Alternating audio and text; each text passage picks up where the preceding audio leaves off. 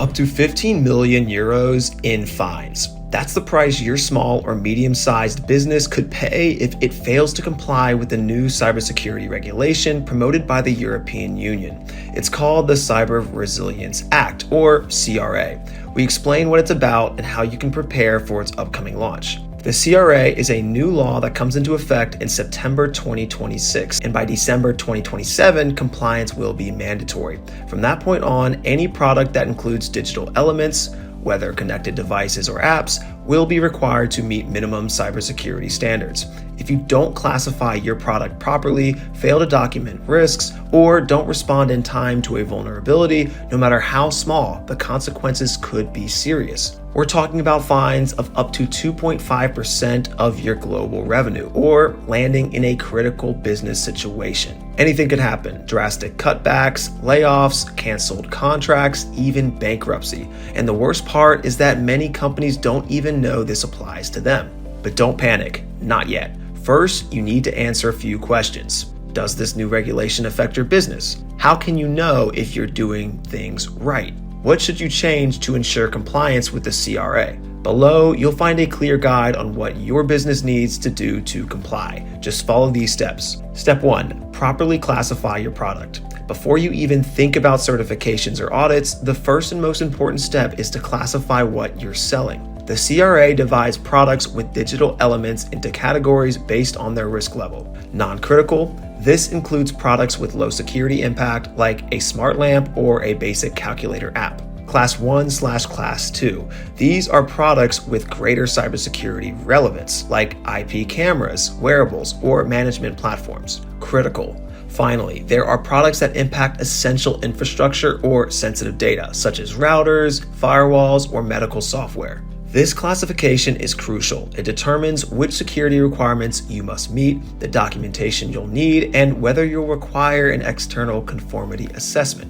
Many small businesses lack experience in this type of regulatory analysis, but getting the classification wrong could throw off your entire compliance process and lead to delays and fines. And that's not all. It's also essential to define your role clearly. Are you a manufacturer, distributor, or importer?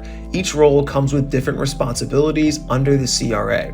It's not the same to manufacture a router as it is to sell it under another brand or distribute software made outside the EU. If you don't have an in-house legal or compliance team, seek external advice or use digital self-assessment tools to help guide the process. Step 2, design your product with cybersecurity in mind. One of the most significant changes introduced by the CRA is that it's not enough for your product to simply work. It must be designed to be secure from the outset. That means that even in its most basic version, your product should already include key protection measures. For example, default encryption to protect user data, secure update mechanisms so patches can be installed without compromising the system, a minimized attack surface, eliminating unnecessary entry points that attackers could exploit, built-in security testing during the development cycle to detect vulnerabilities before reaching the user. All of this must be backed by solid technical documentation and a draft of the EU Declaration of Conformity. These are the documents you'll need to meet legal requirements. Is it complicated? Yes, especially if you work with older or legacy products, but there are tools that can help simplify the process. For instance, Dependency Track allows you to identify vulnerabilities before it's too late. Step 3, prepare your incident response.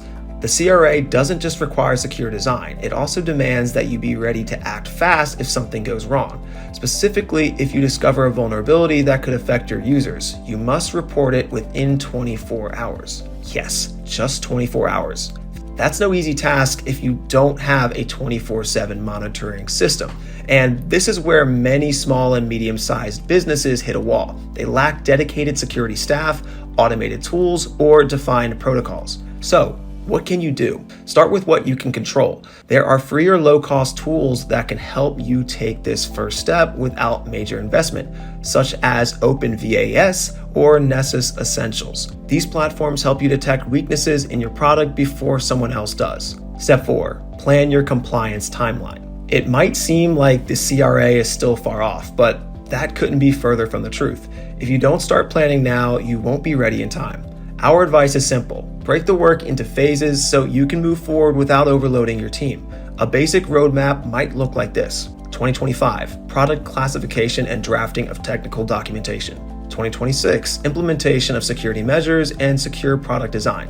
2027, testing, audits, evaluation, and final certification. This phased approach lets you distribute the effort over time, avoid last-minute surprises, and adapt to any regulatory changes along the way.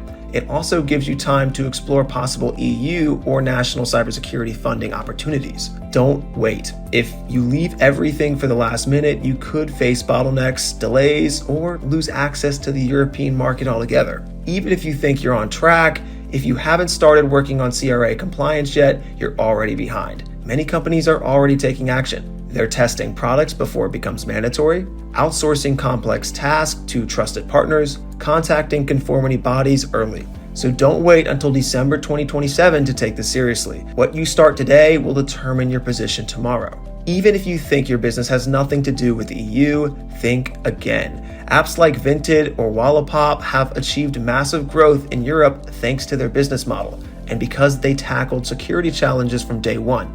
The result? They earned user trust and expanded into more and more countries. Working in Europe is a major opportunity, so do it right to get the most out of it. But we know every business is different and every case can vary. Tell us about yours, and at Softonic for Business, we'll help guide you through it. Are you developing connected products or apps for the European market?